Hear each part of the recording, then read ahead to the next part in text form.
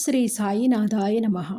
రాధాకృష్ణమాయి శ్రీ సాయిబాబా పూజనీయులు కావటానికి, షిరిడీ ఒక సంస్థానంగా రూపుదిద్దుకోవడానికి ఆనాడు పునాది వేసిన పరమ భక్తురాలు రాధాకృష్ణమాయి. ఈమె అసలు పేరు సుందరీబాయి క్షీరసాగర్. ఆమె పేరుకు తగినట్టే ఆమెది చక్కని రూపలావణ్యం. కానీ దురదృష్టం కొద్దీ చిన్నతనంలోనే ఇష్టం లేని వివాహం చేసుకోవాల్సి వచ్చింది.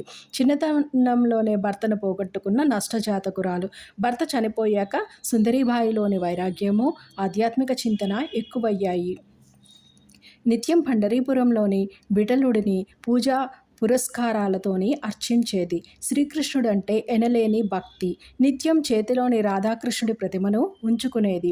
నిరంతరం రాధాకృష్ణ జపాన్ని స్మరించేది. ఈ కారణంగానే సుందరీబాయిని అందరూ రాధాకృష్ణమాయి అని పిలిచేవారు. మాయి అంటే తల్లి, మాత అని అర్థం. రాధాకృష్ణమాయి తొలిసారిగా నానాసాహెబ్ చంద్రోర్కరు సిఫారసుతోని 1905లోని షిరిడీ వచ్చి బాబాను దర్శించుకుంది.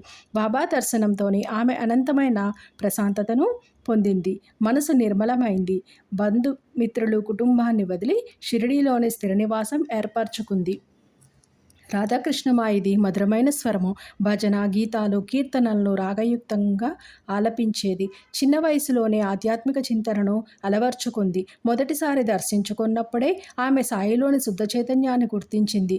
ఇక అప్పటి నుంచి ఆమె కృష్ణుడు సాయినాథుడే అయ్యాడు. అది మొదలు రాధాకృష్ణమాయి తన శేష జీవితాన్ని షిరిడీలోనే, సాయి సన్నిధిలోనే గడిపింది. ప్రస్తుతం షిరిడీలోనే కాదు, దేశంలోని, మన రాష్ట్రంలోని మారుమూల పల్లెల్లో సైతం సాయినాథుని మందిరాలు వెలిశాయి.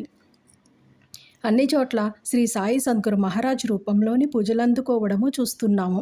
బాబాకు రోజులోని 4 వేళలా హారతులు ఇవ్వటం, గురువారం బాబాను రాజలాంఛనములతోని ఊరేగించడం రివాజు. ఇవన్నీ షిరిడీలో జరిగే పూజాధికాలే. అవే క్రమంగా ఇతర ప్రాంతాలకు వ్యాపించాయి. భిక్షువులా జీవించే సాయిని పూజించడము, శిథిల మసీదును రాజదర్బారులా తీర్చిదిద్దడము, పూజలను అంకురార్పణ చేయటము, హారతులు ఇవ్వటం, వీటన్నిటికీ ఆద్యురాలు రాధాకృష్ణమాయి. బాబాను కొందరు పిచ్చి ఫకీరుగా భావించారు. మరికొందరు కేవలం తమ కోర్కెలను తీర్చే కల్పతరువుగానే కొలిచారు. అతి తక్కువ మంది మాత్రమే బాబాలోని పరమేశ్వర స్వరూపాన్ని చూడగలిగారు. అలాంటి వారిలోని రాధాకృష్ణమాయి అగ్రగణ్యురాలు. బాబాకు దక్షిణ రూపంలోని ముట్టే పైకాన్ని ఆశించి బాబా చుట్టూ చేరటము, చాటున బాబాపై చాడీలు చెప్పటము, హేళన చేయటం వంటి చర్యలు రాధాకృష్ణమాయి కంటపడ్డాయి. సాయి మామూలు మనిషి కాదనియు, భగవద్ అవతారమనియు హృదయపూర్వకంగా నమ్మి కొలిచేందుకు రాధాకృష్ణమాయి బాబాకు పూజల్ని ప్రారంభించింది. సాయిని హృదయపూర్వకంగా తలుచుకోవటము, నిత్యం సాయి నామస్మరణ చేయటం ద్వారా ప్రతి భక్తుడు తన హృదయపీఠంపై సాయిని నిలుపుకోవాలనే లక్ష్యంతోనే ఆమె ఈ సత్సంప్రదాయానికి బీజం వేసింది. అవే నేటికిని కొనసాగుతున్న 4 హారతులు, చావడి ఉత్సవము, సాయి సామూహిక పూజ మొదలైనవి. ఈమె వేసిన కొత్త భక్తి మార్గానికి బాబా కూడా ఆమోదముద్ర వేశారు. నిజానికి బాబాకు షిరిడీలో అయినా, మరెక్కడైనా, మందిరాల్లోనైనా ఇచ్చే హారతి పాటల భావము ఈ భూమిపై ఎవరెందుకు పుట్టారో తెలుసుకుని సార్థకం చేసుకోవాలనేది. సాయికి మనం చేసే పూజాధికాలు, పాడే హారతి పాటలు యాంత్రికంగా మారిపోకూడదనే ఉద్దేశంతోనే రాధాకృష్ణమాయి రోజంతా సాయిని అలంకరించి పూజించమనే ఉత్తమమైన మార్గాన్ని వేసింది. క్రమంగా ఈ పూజాధికాల నిర్వహణ ద్వారా షిరిడీ సంస్థాన్ ట్రస్టు అనే సంస్థ ఏర్పాటుకు రాధాకృష్ణమాయి శ్రీకారం చుట్టింది. సేలకు పంపి శీల పరీక్ష చేసే బాబా. మసీదుకు కొద్ది దూరంలోనే రాధాకృష్ణమాయి నివాసం ఉండేది. సాయి నామస్మరణ లేదంటే తీవ్రమైన ధ్యాన సాధనలోనే రోజంతా గడిపేది. అప్పట్లో రాధాకృష్ణమాయి నివాసాన్ని బడి లేదా శాలగా పిలిచేవారు.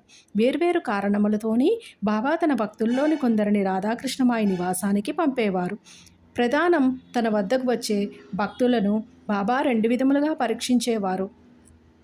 ఒకటి, తన వద్దకు వచ్చిన భక్తులను విసుగు విరామం లేకుండా బాబా దక్షిణ అడుగుతూ ఉండేవారు.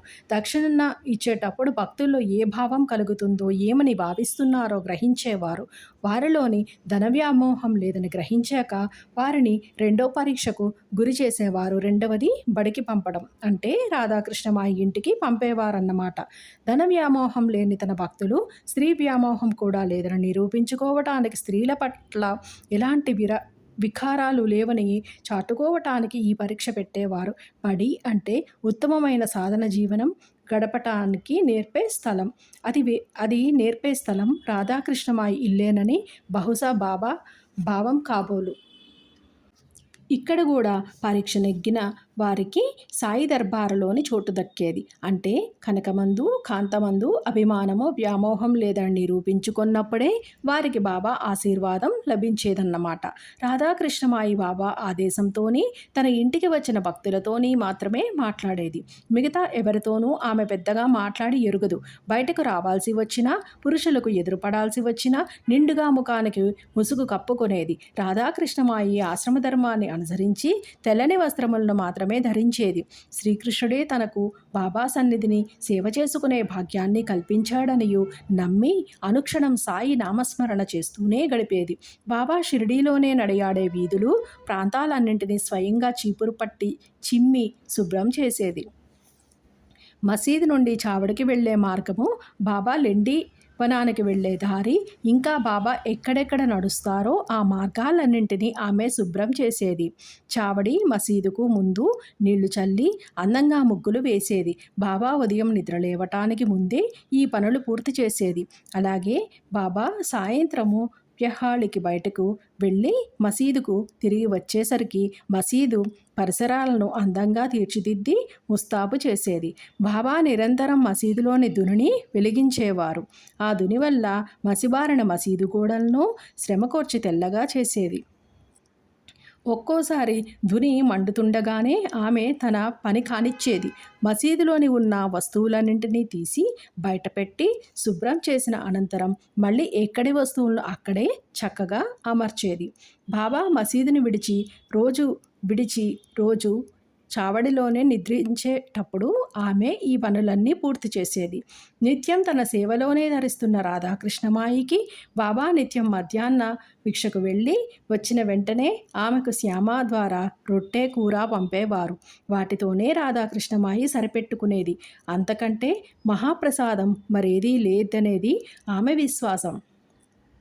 తనకు భుక్తి సాయినాథుడే చూసుకుంటాడనే ఆమె నమ్మకానికి తగినట్టే బాబా ఆమె మనసులోని కోరికలను గ్రహించి భిక్షలోని కొంత భాగాన్ని ఆమెకు పంపేవారు. రాధాకృష్ణమాయి ఏదైనా పని చేసిందంటే అది సాయికి సంబంధించినదే.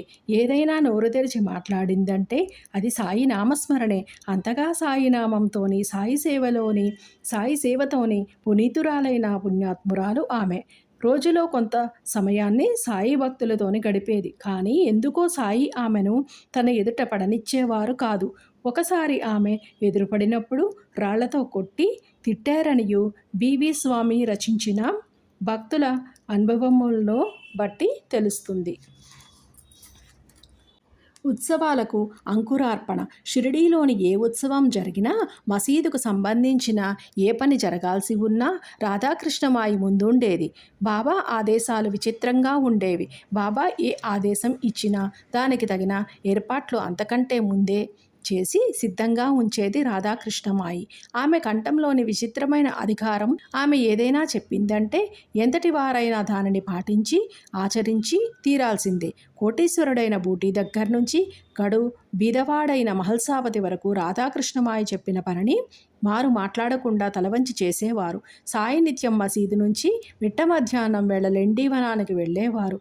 బాబా బారిన పడుతున్నారని భావించిన రాధాకృష్ణమాయి బాబా నడిచే దారికి రెండు వైపులా ఇనుప కమ్మెలు నాటించి వాటిని ఆనుకుని పెరిగేలా పొడవైన లతలను నాటించేది. సాయి భక్తులు పలువురు శ్రమించి ఆ పని పూర్తి చేశారు. వారి చేత మొక్కలన్నీ నీళ్లు పోయించేది. వారి చేత మొక్కలకు నీళ్లు పోయించేది. కొద్ది రోజులకే చూస్తుండగానే ఆ దారి పొడవునా చక్కని పూలపందిరి తయారైంది. బాబా ఆ పూలపందిరి కింద నుంచే కాలినడకన లెండీబాగ్కు వెళ్ళేవారు. షిరిడీలోని జరిగే ఉత్సవాల్లో శ్రీరామనవమి ఉత్సవం అతి ముఖ్యమైనది, పవిత్రమైనది. ఈ ఉత్సవాలకు అవసరమైన ఏర్పాట్లన్నీ రాధాకృష్ణమాయే చూసుకునేది. ఉత్సవ సమయంలో ఆమె నివాసం సాయి భక్తులతో నిండిపోయేది. ఆమె వారికి కావలసిన ఏర్పాట్లను స్వయంగా చేయుటయే కాక ఉత్సవానికి అవసరమైన